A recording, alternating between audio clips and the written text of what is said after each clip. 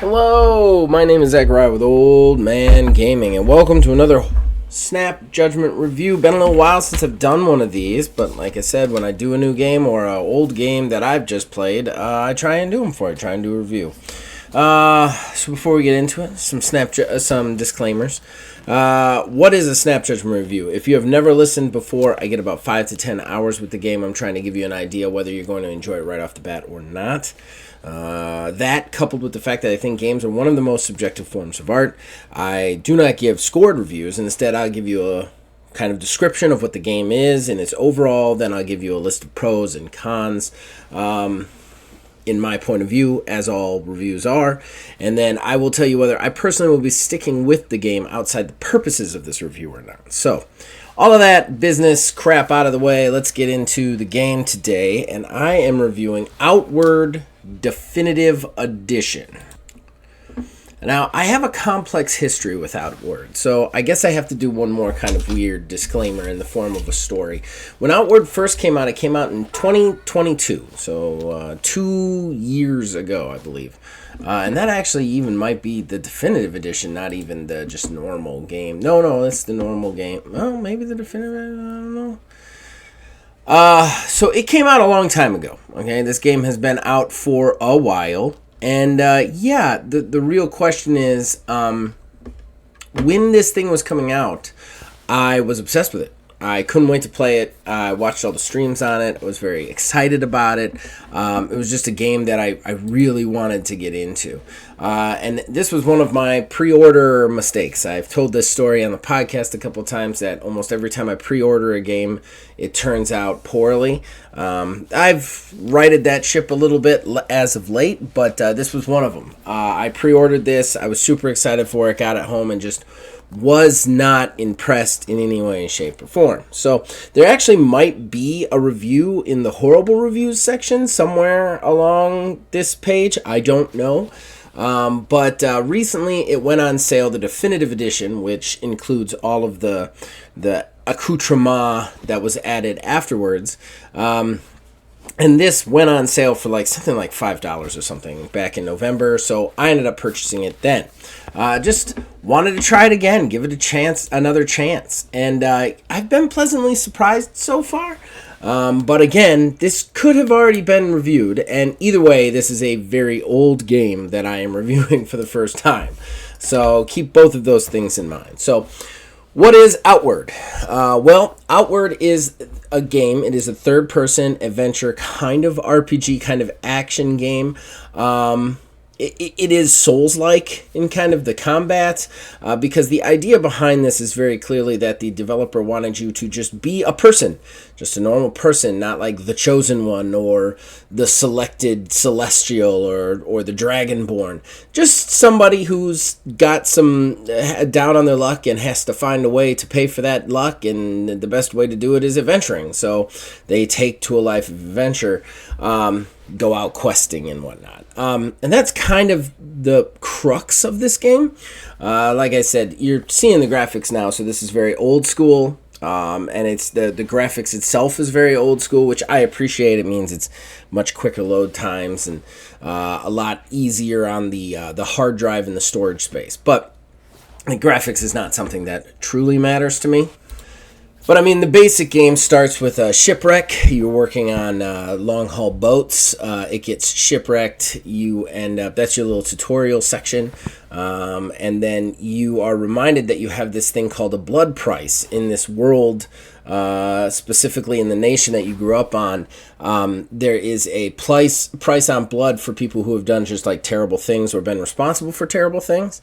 And you have to pay that off. And your children and their children's children are all also subject to this blood price. So right off the bat, because of the shipwreck, you are behind on your payments. And you have to take to a life of adventuring to make back the 150 silver to pay your blood price, or you lose your lighthouse, which is your little home that you start with.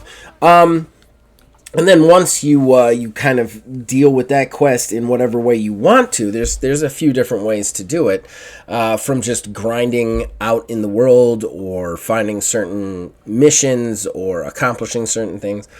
Once you do that, then the world kind of opens up. Some characters, some different subplots happen. I don't want to ruin it for you, but some characters go to different cities, and you realize that the world is much bigger than you previously thought, honestly. So then you get into it, and there's a lot of different ways to take. You can head to one thing to follow your previous sea captain.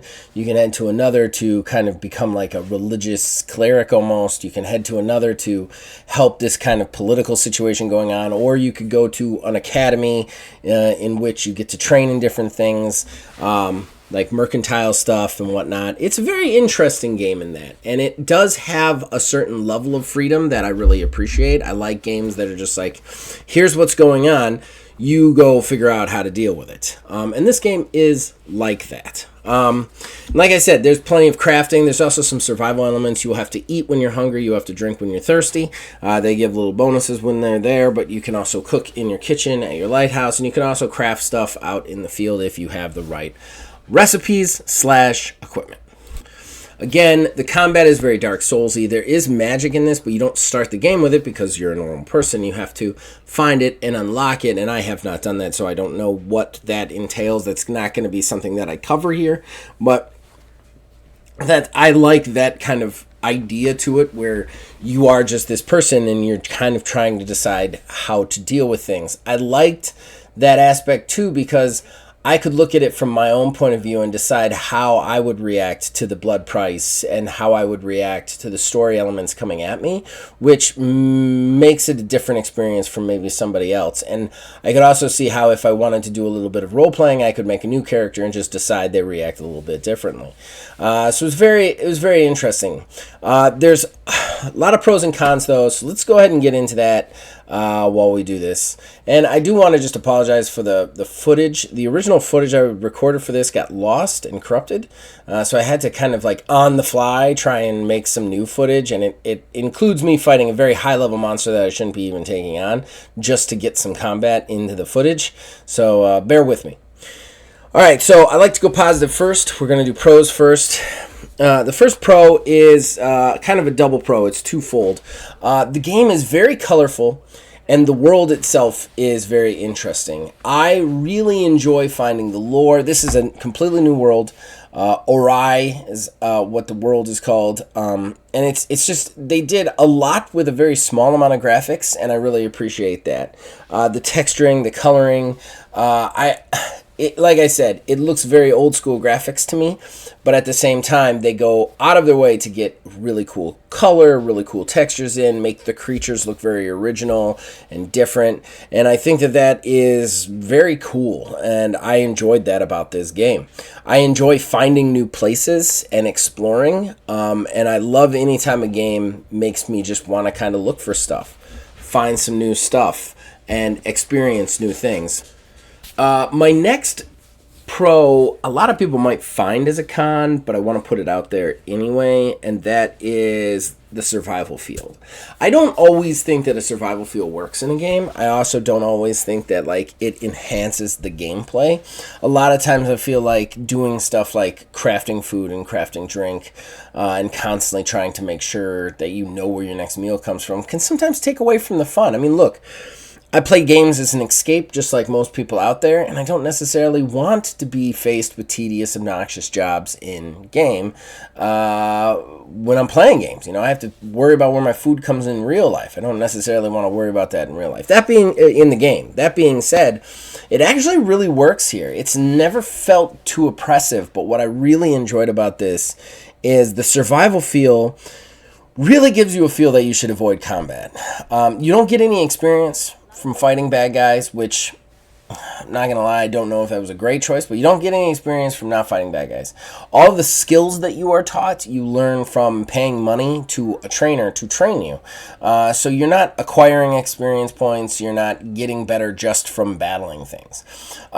So it actually behooves you to avoid a creature unless you need something from killing them. And I really enjoyed that, especially with how violent the deaths can be. I rarely play a game where I feel like I am just a guy trying to survive. And I also and when I do play those games, often I feel like this is not for me and this is annoying. This game really struck a balance there that I appreciated and enjoyed. Moving right on, we're going to go into my next things that I like, and that would be the crafting system. I like that I don't need a bench or to build a bench. If I have the equipment, I can just craft with it. And crafting with it is cool. I mean, you need to craft stuff. You need to build stuff, everything from clothes to arrows to everything in the field. So I appreciated that system. They also have a really interesting system that I enjoyed, which was the sleeping system when you're out in the field. When you have to go to sleep on a bedroll in a field, you actually have to set the amount of time that you want to guard/sleep. More guarding is less chance that you will be ambushed in the darkness, which I thought was really cool. I like that mechanic, that almost D&D random encounter mechanic, that I thought was just fun and interesting and nifty. My next thing, and this is probably my biggest pro that I think is really cool, is, when you play a game like Dark Souls, or you play a game with those kind of like a Souls-like, which with a very rigid death, destruction, combat sort of system, you end up with this like feeling of just doing something over and over and over again. To kind of learn the pattern. It always kind of irritated me a little bit. I understand why it's there, but it irritates me a little bit because it takes you out of the game.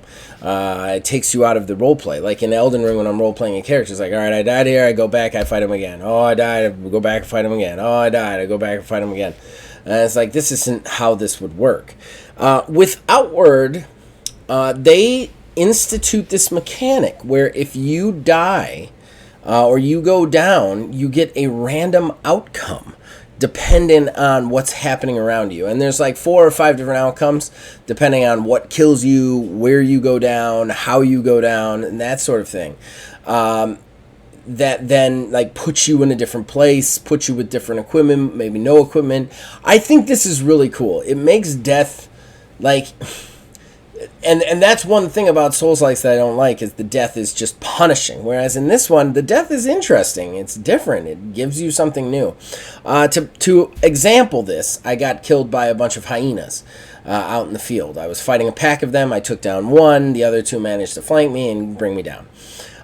So what then spawns is you have this little text, and it pops up, and it told me basically that the hyenas, I avoided getting my throat punctured by them, but they ended up dragging me back to their burrow and leaving me there for eating later.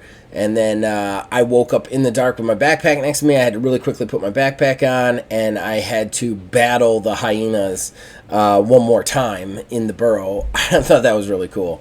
There's another one where I got brought down by a golem. The golem that you actually see in this brings me down, and I think it's actually recorded in this. You get a little text that like there was a golem that was a good guy out there just patrolling, found you, and dragged you back to the city. There's also negative ones where you actually die and your character is permadeath. There's stuff where you lose your stuff to bandits. There's just so many cool different outcomes that give you that spice of life that like you didn't die. This thing happened and now you're over here. And I thought that was really cool. Really, really, really, really cool. The other thing I think is really cool and is the combat, the Souls-like combat. It's hard to get used to, which we're going to talk about a little bit in cons, but you can actually drop your backpack to make your rolls better, and I thought that was just such a cool mechanic. I don't know why. I think that's just a great mechanic for like I could fight them with my backpack on, I could drop my backpack. Also, since like when you're in the dungeon delving, your lantern is usually attached to your backpack, so you don't have to hold it while fighting. So if you drop your backpack, the light stays with the backpack. There's just so many little cool details in this game of like, hey, that's how that would really work. How do we fight with that? That I thought was really cool. So let's get into the negatives. There are quite a few negatives on this, so bear with me. Because I like this game overall, but there are some real downsides. The first thing, and probably the most glaring thing in my opinion, is the lack of tutorial and the lack of a learning curve. They throw you in. There is a tutorial section that you can click on in the menu, and it teaches you some of the basics, but there's still so many things that it doesn't touch on that I would have liked. Let me give you an example.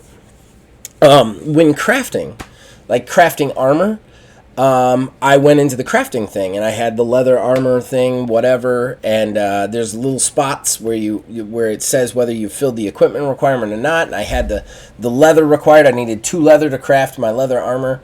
But then there was a spot that was open and it said 0 out of 1. And when I scroll over to it, it just says manual recipe. And I don't know what that means. And I've already unlocked the recipe. And getting another recipe doesn't do me any good. So why can't I craft this leather armor? And I have to go to the internet to figure that out. And I find out that I have to have a clothing item in that slot. So I literally have to take my clothes off. Which makes sense because this is how you'd craft armor. But I have to take my clothes off, put them into that crafting slot, then craft the clothes into the leather armor, then put it back on. Which is cool with the attention to detail, but there's nothing that tells you that. I have to go to the internet to figure that out. It's stuff like that with this game. There's so many moments where you're like, I honestly don't even know what they're trying to get me to do, so I have to go figure it out via a message board, and that is just so irritating. So irritating. Don't get me wrong, I don't love the huge tutorial sections in games or how much hand-holding is done in games, but like maybe some help menus a la like Baldur's Gate that you could turn on that just goes, hey, when you want to do this for the first time, this is how you do it, and then you turn them off, you know? There's just nothing there for that, and there's so many moments where you're like, I have no idea how to do this very simple thing.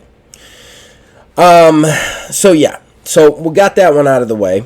Let's go to another one that I do want to point out, and that is, maybe I'm doing this wrong, but I'm running this on a computer that it was built 2 years after this game even came out. Well, no, about the year that this game came out. And I am still having some performance issues on it, and I think it's just the game being not really run well. I think there's, like, you can notice a very small amount of, like, screen tearing, which makes no sense because my monitor is perfectly with my computer. There would be no reason for the frame rate to be out of sync. And no matter what I do with the settings, I can't change this. And every once in a while, I'll still get a stutter step here and there when I'm fighting more than one enemy.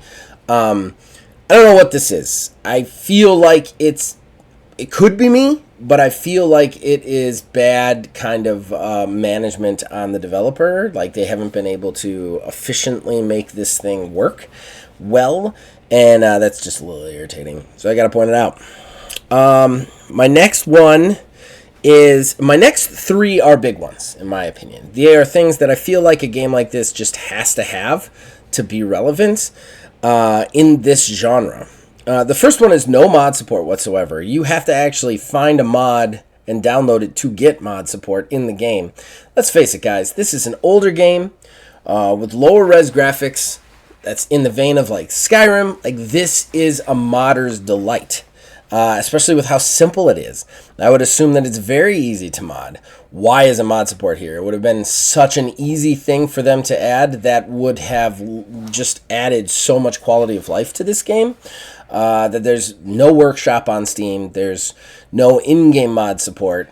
I would have liked some sort of mod support for this game. It reeks of mod. Like, this game reeks of mod support needing. Like, there's so much you could do with it with a mod support, and I feel like it should be there. Which leads me to my next issue. There's the interpersonal relationships of the game and how the characters interact with you is a little bit lacking, in my opinion. It's a little bit very old school, like PlayStation 1, PlayStation 2 era sort of stuff like this with games. There's no romance options. There's no option for companions to travel with you, NPC companions, and there's no, like, communicating. There's no, like the communication with companions is very stilted and one-sided.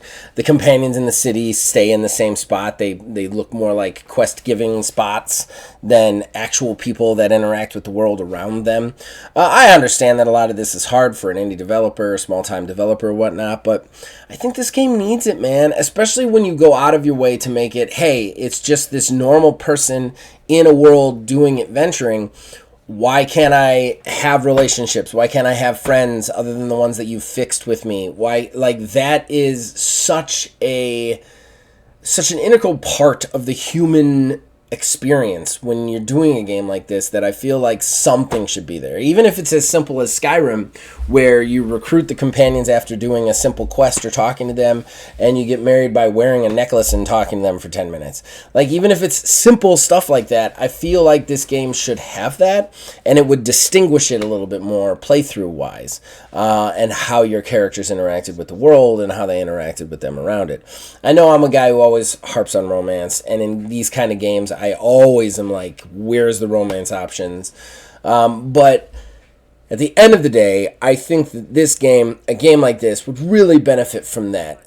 It tends to, when you don't have those things, even in the smallest, most simplest forms, when you don't have those kind of things, it tends to take away from the feeling that you're interacting with a world instead of playing with a game. Adding into that, from what I can see, there's no way to buy storefronts or set up storefronts or like those Fable mechanics of purchase and buy. That would be a really cool add to this. Something that mod support would really help. Something that somebody could mod in. There are houses you can buy, like one for each city, much in the vein of Skyrim, which I appreciate. But I think, especially with like the mercantile update that they did, that I'm kind of working through right now, those are ads that could be in this game, features that could be here, and if they weren't here, features that people could mod in, very simply, that I'd like to see. So, brings me to the end. Hey, one little PS con to Outward Definitive Edition that I didn't mention in my first recording, that I'm just going to try and cut in here. There is a multiplayer edition to this game now. You can play split screen locally with somebody, or you can play online with them. Both of these options are pretty cool and work pretty well. As long as you're both in the same area, you can kind of travel anywhere in the area. I think that's really cool. My biggest problem, though, and the reason for the con is, and I think this is mostly a balancing thing. I don't think the enemies become more frequent or more quantity or more difficult with two players. So it's a little bit easier with two players. However, no items go up. So if you start a game with somebody else, there's still only one machete at the beginning of the game, one set of tattered clothes, one adventurer's outfit. This can cause a little bit of a problem, especially if you're playing with a younger player who's just running ahead of you and picking everything up and doesn't necessarily have the skill to use it. It can be a little bit frustrating. I wish they had at least doubled the base starting equipment that every player would get. Okay, that's it. Whether or not I'm going to stick with it, I think I'm going to stick with this for a while.